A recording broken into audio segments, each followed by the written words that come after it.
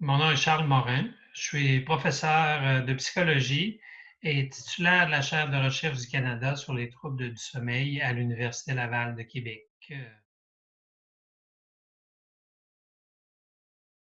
Si on prend une nuit typique de sommeil chez une personne qui n'a pas de problème de sommeil, donc il y a essentiellement quatre stades de sommeil au cours de la nuit. On débute la nuit habituellement dans une phase de sommeil très léger qui va faire la transition entre l'éveil et un sommeil un peu plus profond.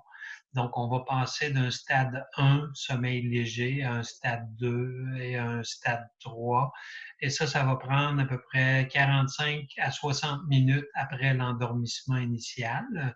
Par la suite, ce sommeil profond-là, le stade 3, est suivi d'un premier épisode de sommeil dit paradoxal. C'est le sommeil de rêve. Donc, on va faire une quinzaine de minutes, 20 minutes en sommeil de rêve. Et ça va compléter notre premier cycle de sommeil qui va durer à peu près 90 minutes, peut-être jusqu'à 2 heures. Et on va répéter un deuxième, un troisième et un quatrième cycle de sommeil comme ça au cours de la nuit. Et le sommeil profond, lui, prédomine dans la première partie de la nuit, alors que le sommeil de rêve ou le sommeil paradoxal est beaucoup plus présent dans la deuxième moitié de la nuit.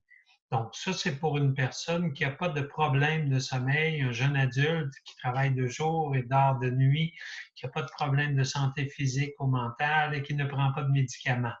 Tous ces facteurs-là, particulièrement le vieillissement, vont avoir un impact et sur la qualité et sur la durée du sommeil. Donc, en vieillissant, il est normal de se réveiller un petit peu plus fréquemment au cours de la nuit et peut-être d'avoir un sommeil plus léger. Il ne faut pas s'en préoccuper pour autant. Par contre, là où ça devient moins normal, c'est lorsque on prend plus d'une demi-heure à s'endormir après avoir éteint les lumières, ou si on se réveille la nuit, se réveiller une fois ou deux, c'est pas problématique en soi.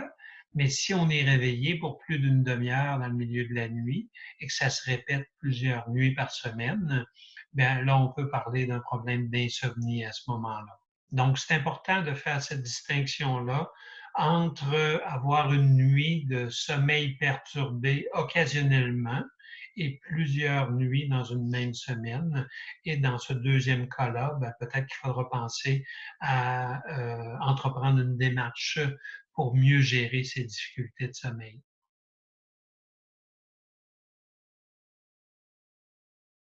Donc, les liens entre nos journées ne sont pas, ou nos nuits de sommeil ne sont pas totalement indépendantes de ce qu'on vit pendant la journée. Donc, si on vit du stress pendant la journée, il est clair que ça va avoir un impact sur notre sommeil la nuit suivante.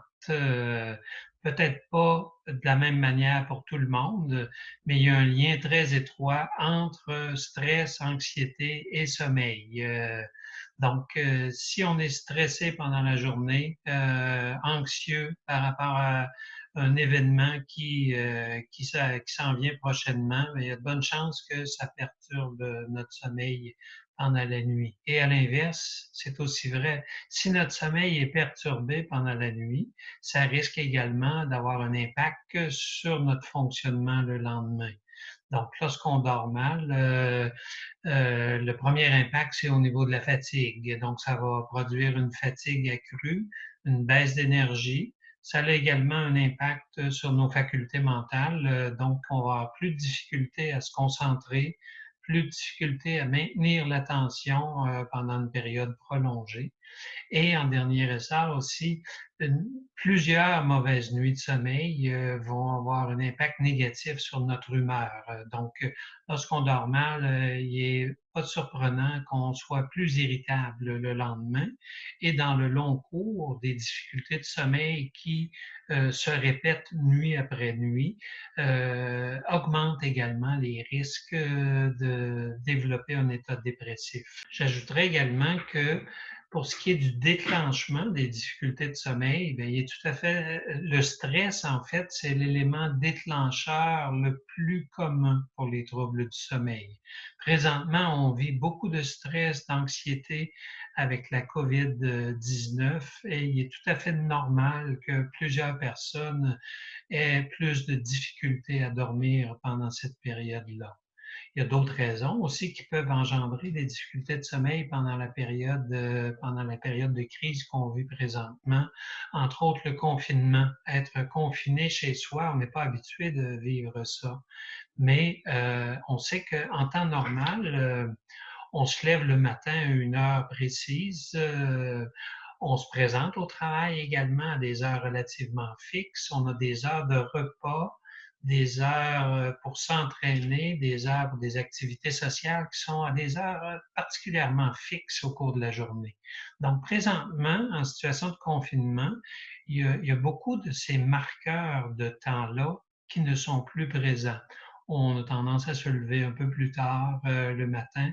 On a laissé pour plusieurs tomber le réveil matin parce qu'on n'a pas à se présenter au travail à une heure particulière. Puis on a une tendance peut-être à aller se coucher plus tard le soir. Donc, tout ça vient un peu chambarder nos horaires de veille et de sommeil. Donc, lorsqu'on verra les moyens à mettre en place pour mieux dormir, ben, il faut voir à réinstaurer ces petites routines.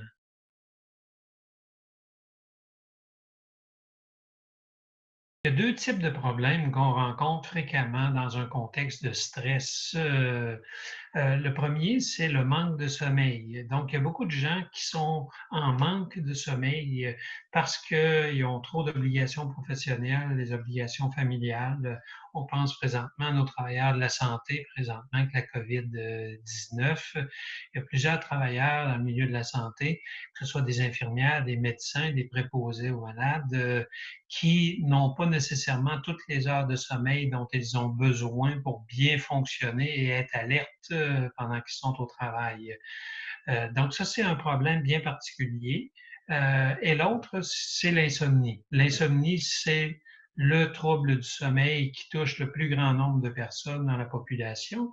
Et ici, l'insomnie, c'est un trouble du sommeil qui se présente on a de la difficulté à dormir, à trouver le sommeil ou à rester endormi, malgré le fait qu'on ait l'opportunité de dormir. Alors que lorsqu'une personne est en manque de sommeil ou en privation de sommeil, c'est tout simplement parce qu'il n'y a pas assez d'heures dans une journée pour aller chercher tout le sommeil dont elle a besoin. Donc ça, c'est des différences importantes à faire entre le manque de sommeil et l'insomnie.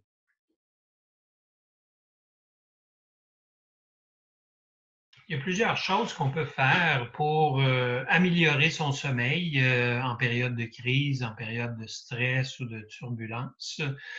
Pour les personnes qui sont en manque de sommeil, bien, comme on dit souvent, le meilleur remède contre le manque de sommeil, c'est le sommeil.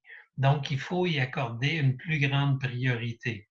Réserver 7 à 8 heures par nuit uniquement pour le sommeil et pour rien d'autre. Et on serait surpris de constater qu'il y a beaucoup de gens qui n'accordent pas ces 7-8 heures-là à leur sommeil. C'est souvent ce qui écope quand on manque de temps dans une journée, soit en raison d'obligations familiales ou d'obligations professionnelles. C'est aussi très important de garder un horaire régulier. Un horaire régulier pour le sommeil, mais aussi pour le travail, les loisirs, les contacts sociaux, les heures de repas. Euh, toutes ces activités-là sont en quelque sorte des marqueurs de temps et particulièrement pendant la période de crise que nous vivons présentement, bien, ces marqueurs de temps-là se sont en quelque sorte estompés, ce qui fait qu'on a souvent un horaire qui est assez irrégulier et ça peut entraîner des difficultés de sommeil. Donc, c'est important de bien préserver ces marqueurs de temps-là, bien préserver une certaine routine. De la même manière aussi, Qu'est-ce qui contrôle nos cycles de veille et de sommeil? Bien, l'exposition à la lumière du jour, c'est extrêmement important. Donc, il faut s'assurer, même en période de confinement, d'aller passer du temps à l'extérieur et d'aller chercher cette dose ou cette exposition à la lumière du jour parce que nos cycles de sommeil vont être davantage perturbés si on reste constamment à l'intérieur de la maison. Donc, ça, c'est vraiment des choses qui sont importantes à mettre en application.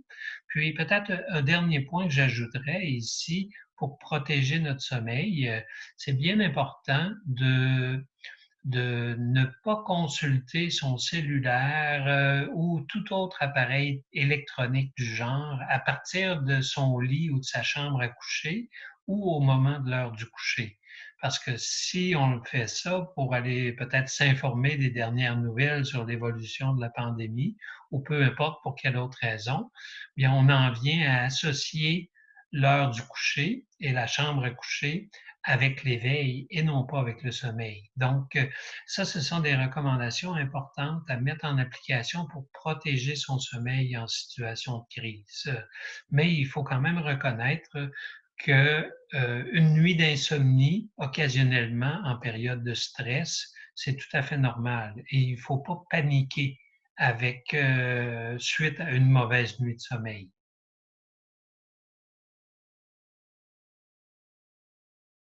Si l'insomnie devient un problème récurrent, bien, il y a d'autres choses qu'on peut également faire ou ne pas faire. La première chose qu'il faut éviter de faire, c'est d'essayer de dormir. C'est la pire erreur parce que on ne peut pas induire le sommeil sur commande. Donc, ne jamais essayer d'induire le sommeil ou essayer de dormir. Plus on essaie de dormir, plus on va rester éveillé longtemps. Donc, première chose à faire. Deuxième chose, c'est de se donner au moins une période d'une heure avant d'aller au lit pour relaxer, pour décompresser, pour s'engager peut-être dans un petit rituel qui habituellement mène au sommeil. Donc ça, c'est bien important. On ne peut pas travailler jusqu'à la dernière minute, travailler mentalement, physiquement, puis après ça, éteindre les lumières et espérer que notre sommeil, notre cerveau va se mettre en mode sommeil. Ça prend une certaine préparation. C'est très important aussi d'aller au lit uniquement lorsqu'on a sommeil, lorsqu'on est somnolent. Pas juste quand on est fatigué, mais bien quand le sommeil est imminent. Donc, on veut associer l'heure du coucher ou l'activité d'aller au lit avec un endormissement rapide. Ah, il y a des gens qui vont dire, moi, je suis somnolent, somnolente lorsque je suis au salon en train de lire un livre ou de regarder la télé, puis aussitôt que je me dirige à la chambre à coucher, c'est comme si je devenais complètement éveillé. C'est important de se donner un 15-20 minutes pour voir si on va se laisser envahir par le sommeil. Si après 15-20 minutes, on n'est pas encore endormi, il est souhaitable de sortir du lit, d'aller dans une autre pièce et de revenir au lit uniquement lorsqu'on est somnolent. De la même manière, si on se réveille la nuit et qu'on va à la toilette, bon, on ne doit pas se préoccuper de ça. Si on se rendort à l'intérieur de 5-10 minutes, mais quand ça fait une vingtaine de minutes, peut-être une demi-heure qu'on tourne d'un côté et de l'autre, il est vraiment préférable de sortir du lit. Ce qu'on veut, c'est associer cet environnement-là avec le sommeil et non pas avec les inquiétudes ou les préoccupations de ne pas être capable de dormir. Très important aussi de se lever à la même heure chaque matin, particulièrement pendant la période actuelle de COVID-19 où on a un peu moins de restrictions, de contraintes sur nos horaires. C'est quand même important de se lever à la même heure à chaque matin afin de préserver une certaine régularité dans nos horaires de veille et de sommeil. Donc, c'est sûr que c'est une série de consignes ici. Ça ne donne pas des résultats nécessairement du jour au lendemain, mais lorsqu'on a développé de l'insomnie qui devient relativement chronique, ben, c'est important de mettre toutes ces consignes-là en application de manière assidue. Et après quelques semaines, on voit des résultats et souvent les résultats sont beaucoup plus durables que ce qu'on peut obtenir avec une solution rapide comme celle qu'on peut avoir avec un somnifère entre autres.